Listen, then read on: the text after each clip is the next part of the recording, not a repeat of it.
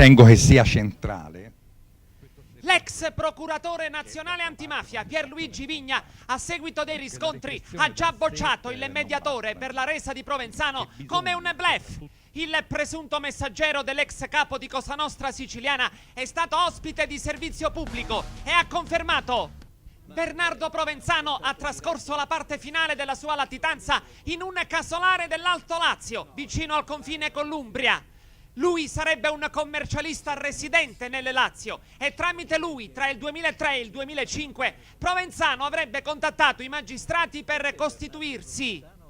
Binu Utratturi avrebbe preteso che nessuno fosse informato della sua resa e poi denaro, 2 milioni di euro in un paradiso fiscale. E non solo, Provenzano avrebbe minacciato di rendere pubblica la trattativa qualora fosse trapelata la notizia della sua consegna.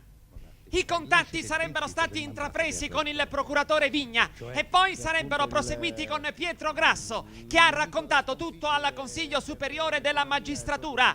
I magistrati però, come ripetuto dallo stesso Vigna, sulla base anche delle informazioni dei servizi segreti, ritennero inattendibile il messaggero.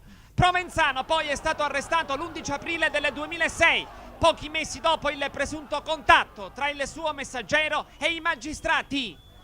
Un altro presunto canale verso l'arresto di Provenzano sarebbe stato anche l'ex sindaco di Castelvetrano, Tonino Vaccarino, già inquisito per mafia e che, pilotato dai servizi segreti, avrebbe scambiato lettere con il boss usando il soprannome di Svetonio. E Provenzano invece lo indica nei suoi scritti come Vac.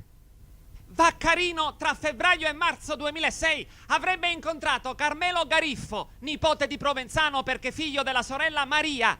Gariffo sarebbe stato impegnato come primo riferimento per la tutela dello zio e a ridosso dell'11 aprile 2006, giorno dell'arresto, Gariffo avrebbe dovuto trasferire Provenzano in un altro nascondiglio. Perché non lo ha trasferito? Domanda spontanea, al momento senza risposta.